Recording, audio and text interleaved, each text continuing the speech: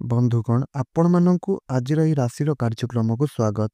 ତେବେ ବନ୍ଧୁଗଣ 11/5 ଅର୍ଥାତ୍ ପୂର୍ବ ଫାଲ୍ଗୁନୀ ନକ୍ଷତ୍ର ଓ ସିଂହ ରାଶି ଏବଂ ଏହି ସିଂହ ରାଶିର ଅଧିପତି ହେଉଛନ୍ତି ସୂର୍ଯ୍ୟଦେବ ଏବଂ ଏହି ନକ୍ଷତ୍ରର ଅଧିପତି ଗ୍ରହ ହେଉଛନ୍ତି ଶୁକ୍ର ଗ୍ରହ ଏବଂ ଏହି ରାଶିର ବ୍ୟକ୍ତିମାନେ ଶୁକ୍ର ମହାଦଶାରେ ଜନ୍ମ ହୋଇଥାନ୍ତି କିମ୍ବା ଏମାନଙ୍କର ଜନ୍ମକୁ ଶୁକ୍ର ମହାଦଶା କିଛି ବାକି ରହିଥାଏ। ଏମାନେ ଚତୁଷ୍ପଦୀ ହୋଇଥାନ୍ତି, ରବି କ୍ଷେତ୍ରୀ ହୋଇଥାନ୍ତି ଏବଂ ମନୁଷ୍ୟଗଣ ହୋଇଥାନ୍ତି। ଏମାନଙ୍କ ପାଇଁ ଶୁଭ ଦିଗ ହେଉଛି ପୂର୍ବ ଦିଗ ଏବଂ ଶୁଭ ଦେବତା ହେଉଛନ୍ତି ଭଗବାନ ଶିବଶଙ୍କର ଏବଂ ଶୁଭ ବାର ହେଉଛି ଶୁକ୍ରବାର। ଶୁଭ ରଙ୍ଗ ହେଉଛି ହଳଦିଆ ରଙ୍ଗ, ଧୂସର ରଙ୍ଗ ଏବଂ ନୀଳ ରଙ୍ଗ। ଶୁଭ ସଂଖ୍ୟା ହେଉଛି 9। ଶୁଭ ମନ୍ତ୍ର ହେଉଛି ମାତା ଲକ୍ଷ୍ମୀଙ୍କର ମନ୍ତ୍ର ଏବଂ ସୂର୍ଯ୍ୟଙ୍କର ମନ୍ତ୍ର। ଏମାନଙ୍କର ଚେହେରା ଅତି ଆକର୍ଷକ ଚେହେରା ହୋଇଥାଏ। ଏମାନେ ମୃଦୁ ହାସ୍ୟ ହୋଇଥାନ୍ତି କିମ୍ବା ଏମାନେ କୋମଳ ଭାଷୀ ହୋଇଥାନ୍ତି। ଏମାନେ ମଧ୍ୟ କୋମଳ କଥା ଗୁଡ଼ିକ କହିଥାନ୍ତି। ଏମାନଙ୍କର ଚେହେରା ଏତେ ସୁନ୍ଦର ମଧ୍ୟ ହୋଇଥାଏ ଯେ ବିପରୀତ ଲିଙ୍ଗର ବ୍ୟକ୍ତିବିଶେଷ ମାନେ ଏମାନଙ୍କ ପ୍ରତି ବହୁତ ଅଧିକ ଆକର୍ଷିତ ମଧ୍ୟ ହୋଇଥାନ୍ତି। ଅର୍ଥାତ୍ ପୁରୁଷ ହୋଇଥିଲେ ନାରୀମାନଙ୍କ ପ୍ରତି ଏବଂ ନାରୀ ହୋଇଥିଲେ ପୁରୁଷମାନଙ୍କ ପ୍ରତି ଆକର୍ଷିତ ହୋଇଥାନ୍ତି। ଏମାନେ ଆତ୍ମବିଶ୍ୱାସୀ ହୋଇଥାନ୍ତି ଏବଂ ଏମାନେ ମଧ୍ୟ ସଫଳ ହୋଇଥାନ୍ତି। ଏମାନେ ଭଲ ସୃଷ୍ଟିକର୍ତ୍ତା ମଧ୍ୟ ହୋଇପାରନ୍ତି ବା ଭଲ କ୍ରିଏଟର ମଧ୍ୟ ଏମାନେ ହୋଇପାରନ୍ତି। ଏମାନେ ଶାରୀରିକ ସୁଖ ମଧ୍ୟ ପାଇଥାନ୍ତି ଓ ଭଲ ସଂସାରିକ ମଧ୍ୟ ହୋଇପାରନ୍ତି। ଏମାନେ ଧନୀ ହୋଇଥାନ୍ତି, ଭୋଗ ବିଳାସୀ ହୋଇଥାନ୍ତି। ଜୀବନରେ ଏମାନେ ଭଲ ଧନ ସମ୍ପତ୍ତି ପାଇଥାନ୍ତି ବା ଏମାନେ ଉପଭୋଗ ମଧ୍ୟ କରିଥାନ୍ତି। ଏମାନେ ସୌଭାଗ୍ୟଶାଳୀ ହୋଇଥାନ୍ତି ବା ଏମାନେ ଭାଗ୍ୟବାନ ହୋଇଥାନ୍ତି। କଳା ଏବଂ କଳାକୃତିରେ ଏମାନେ ମନୋନିବେଶ କରିଥାନ୍ତି। ପିଲାଦିନରୁ ଏମାନେ ମଧ୍ୟ କଳାକାର ହୋଇଥାନ୍ତି। ଏମାନେ ସେମାନଙ୍କର ଜୀବନରେ ମାନ ସମ୍ମାନ ପାଇଥାନ୍ତି।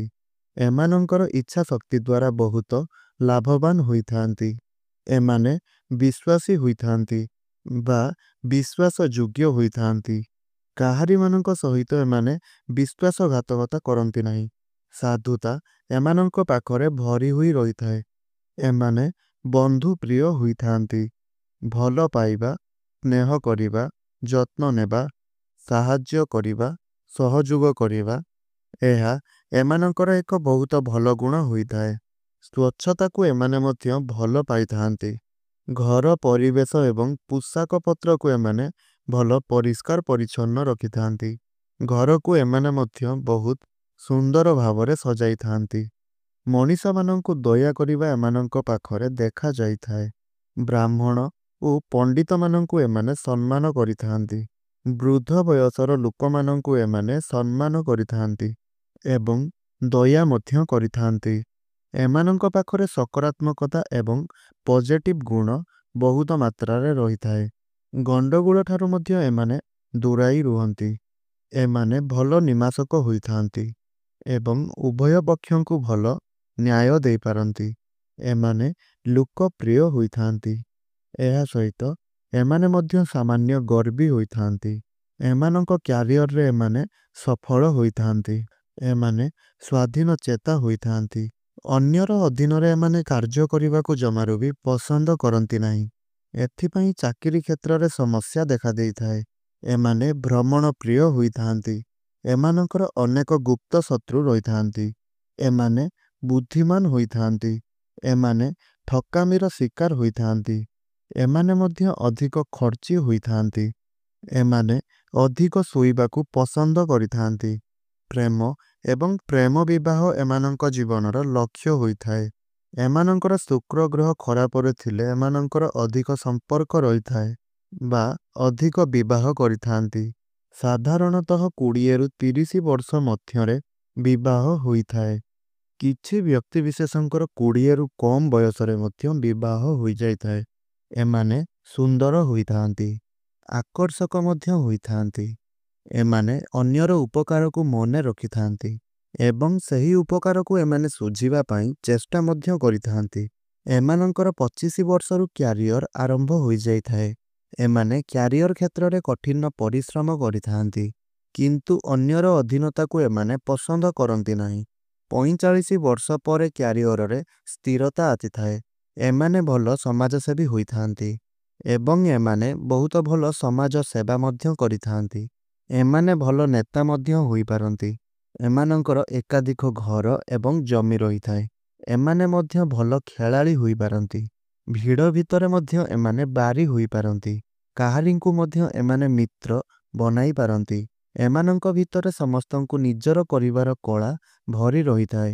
ଦୁର୍ନୀତିକୁ ଦେଖି ଏମାନେ ମୁଣ୍ଡ ପୋତି ରହିପାରନ୍ତି ନାହିଁ, କିନ୍ତୁ ଏମାନେ ମଧ୍ୟ ବାଦବିବାଦରେ ପଡ଼ିବା ପାଇଁ ପସନ୍ଦ କରନ୍ତି ନାହିଁ। ଏମାନେ ଉତ୍ସାହପୂର୍ଣ୍ଣ ହୋଇଥାନ୍ତି। ସର୍ବଦା ଏମାନଙ୍କର ମନ ପ୍ରଫୁଲ୍ଲିତ ରହିଥାଏ। ଏମାନେ ସର୍ବଦା କିଛି ନୂଆ ଖୋଜିବା ପାଇଁ ଚେଷ୍ଟା କରିଥାନ୍ତି ଏବଂ ନୂଆ ଖୋଜିବାକୁ ପସନ୍ଦ କରିଥାନ୍ତି। ଶକ୍ତିଶାଳୀ ମଧ୍ୟ ଏମାନେ ହୋଇଥାନ୍ତି। ଶାରୀରିକ ସୁଖକୁ ଏମାନେ ବହୁତ ଭଲ ପାଇଥାନ୍ତି। ପୁରୁଣା ଜିନିଷଗୁଡ଼ିକୁ ସଂଗ୍ରହ କରିବାରେ ଏମାନେ ଆନନ୍ଦ ପାଇଥାନ୍ତି। ସାଜସଜା ଜିନିଷଗୁଡ଼ିକୁ ଏମାନେ ବହୁତ ଅଧିକ ପସନ୍ଦ କରିଥାନ୍ତି। ଦାନୀ ଏମାନେ ହୋଇଥାନ୍ତି। ବହୁତ ସୁନ୍ଦର ମଧ୍ୟ ଏମାନେ ହୋଇଥାନ୍ତି। ରାଜକୁମାର ବା ରାଜକୁମାରୀ ସଦୃଶ ଏମାନେ ହୋଇଥାନ୍ତି। ବହୁତ ଆକର୍ଷିତ ମଧ୍ୟ ଏମାନେ ହୋଇଥାନ୍ତି ଏବଂ ଅନ୍ୟମାନଙ୍କୁ ନିଜ ଆଡ଼କୁ ଏମାନେ ଆକର୍ଷିତ ମଧ୍ୟ କରିପାରନ୍ତି। କଳା କ୍ଷେତ୍ରରେ ଏମାନେ ମଧ୍ୟ ପୁରସ୍କୃତ ହୋଇଥାନ୍ତି। ଏମାନେ ସନ୍ଦେହୀ ମଧ୍ୟ ହୋଇଥାନ୍ତି। କ୍ଷଣାଶୀଳ ଏମାନେ ମଧ୍ୟ ହୋଇଥାନ୍ତି। ବହୁତ ରସିକିଆ ସ୍ୱଭାବର ମଧ୍ୟ ଏମାନେ ହୋଇଥାନ୍ତି। କୂଳ ଦୀପକ ମଧ୍ୟ ଏମାନେ ହୋଇଥାନ୍ତି ବା କୂଳ ରକ୍ଷକ ହୋଇଥାନ୍ତି। ଏମାନେ ଶସ୍ତ୍ରଧାରୀ ହୋଇଥାନ୍ତି ବା ଲୋକପ୍ରିୟ ହୋଇଥାନ୍ତି। ଦୟାବନ୍ତ ହୋଇଥାନ୍ତି। ଶାସ୍ତ୍ରରେ ମଧ୍ୟ ଏମାନେ ପ୍ରବୀଣ ହୋଇଥାନ୍ତି। କୋମଳ ବଚନକ ହୋଇଥାନ୍ତି। ଏମାନେ କ୍ଷଣକବି ମଧ୍ୟ ହୋଇଥାନ୍ତି। କେହି କେହି ବୈରାଗୀ ମଧ୍ୟ ହୋଇଥାନ୍ତି। ଏମାନେ ମାତା ପିତାଙ୍କୁ ଭକ୍ତି କରିଥାନ୍ତି। ଏମାନେ ଉତ୍ତମ ଲୋକ ହୋଇଥାନ୍ତି। କାହାରି କାହାରି 2ଟି ପତ୍ନୀ ହୋଇଥାନ୍ତି। ଏମାନେ ବହୁ ଉଦୁମ୍ବୀ ହୋଇଥାନ୍ତି। ରାଜପୂଜକ ହୋଇଥାନ୍ତି। ଏମାନେ ଖାଦ୍ୟପ୍ରିୟ ହୋଇଥାନ୍ତି ଏବଂ ଭଲ ପିନ୍ଧିବାକୁ, ଭଲ ସଜେଇ ହେବାକୁ ପସନ୍ଦ କରିଥାନ୍ତି ବା ସର୍ବଦା ସଜେଇ ହୋଇ ରହିବାକୁ ପସନ୍ଦ କରିଥାନ୍ତି। ଏମାନେ କବି ବା ପଣ୍ଡିତ ହୋଇଥାନ୍ତି। ଏମାନେ ଗୌର ବର୍ଣ୍ଣର ହୋଇଥାନ୍ତି। ଏମାନେ ଗୁରୁ ଓ ଦେବତାମାନଙ୍କୁ ପୂଜା କରିଥାନ୍ତି। ସକଳ ଶାସ୍ତ୍ରରେ ଏମାନେ ଉତ୍ସାହୀ ହୋଇଥାନ୍ତି।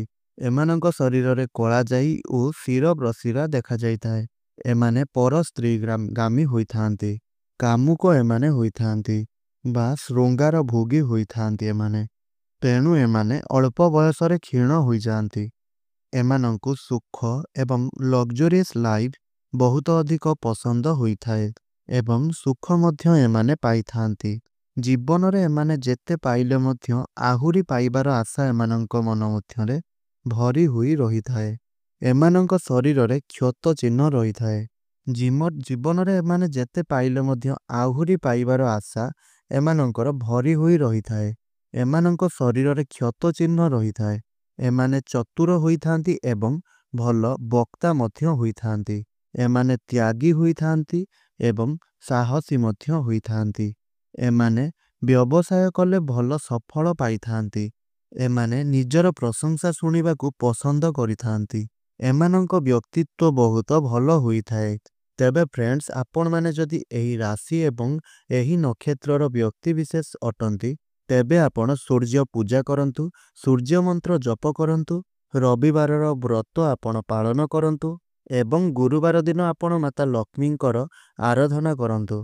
ପୂଜାପାଠ କରନ୍ତୁ, ସ୍ତୁତି କରନ୍ତୁ, ଜପ କରନ୍ତୁ, ଯାହାଦ୍ୱାରା କି ଆପଣଙ୍କର ଭାଗ୍ୟ ଆପଣଙ୍କର ସାଥ ଦେବ। ଆପଣଙ୍କ ଭାଗ୍ୟରେ ଉନ୍ନତି ଘଟିବ। ଆପଣଙ୍କର ଷ୍ଟ୍ରଗଲ୍ ଲାଇଫ୍ ସଫଳ ଲାଇଫ୍ରେ ପରିଣତ ହେବ। ତେବେ ଫ୍ରେଣ୍ଡସ୍, ଏହା ତ ଥିଲା 11/5 ପୂର୍ବ ଫାଲ୍ଗୁନୀ ନକ୍ଷତ୍ର ଓ ସିଂହ ରାଶି ବିଷୟରେ। ତେବେ ବନ୍ଧୁଗଣ, ଆଜିର ଏହି ଭିଡ଼ିଓଟି ଆପଣମାନଙ୍କୁ କିପରି ଲାଗିଲା ତାହା ନିଶ୍ଚୟ ରୂପରେ ଆପଣ କମେଣ୍ଟ କରି ଜଣାଇବେ। ଯଦି ଆଜିର ଏହି କାର୍ଯ୍ୟକ୍ରମଟି ଆପଣଙ୍କୁ ପସନ୍ଦ ଆସିଥାଏ, ତେବେ ଆପଣ ଗୋଟିଏ ଲାଇକ୍ ନିଶ୍ଚୟ ରୂପରେ କରିଦେବେ। ଆଉ ଯଦି ଆପଣ ଆମର ଏହି ଓଡ଼ିଆ ଚ୍ୟାନେଲ୍ ଧର୍ମଶିକ୍ଷା ଓଡ଼ିଆରେ ନୂଆ ଅଟନ୍ତି ଏବଂ ଏଯାଏଁ ଆପଣ ଆମର ଏହି ଚ୍ୟାନେଲଟିକୁ ସବସ୍କ୍ରାଇବ୍ କରିନାହାନ୍ତି, ତାହେଲେ ତୁରନ୍ତ ରୂପରେ ଆପଣ ଆମର ଏହି ଚ୍ୟାନେଲଟିକୁ ସବସ୍କ୍ରାଇବ୍ କରିନିଅନ୍ତୁ, କାରଣ ଆମର ଏହି ୟୁଟ୍ୟୁବ୍ ଚ୍ୟାନେଲରେ ସର୍ବଦା ଏହିଭଳି ଭଲ ଭଲ ଭିଡ଼ିଓମାନ ଅପଲୋଡ଼ କରାଯାଇଥାଏ, ଯାହାକି ଆପଣଙ୍କର ଜ୍ଞାନର ସୀମାକୁ ବଢ଼ାଇଥାଏ। ତେବେ ବନ୍ଧୁଗଣ, ଆଜି ପାଇଁ ଏତିକି। ପୁଣି ଦେଖାହେବ ଆଉ ଏକ ନୂଆ କାର୍ଯ୍ୟକ୍ରମରେ। ତେବେ ରହୁଛି। ଧନ୍ୟବାଦ। ଜୟ ଜଗନ୍ନାଥ।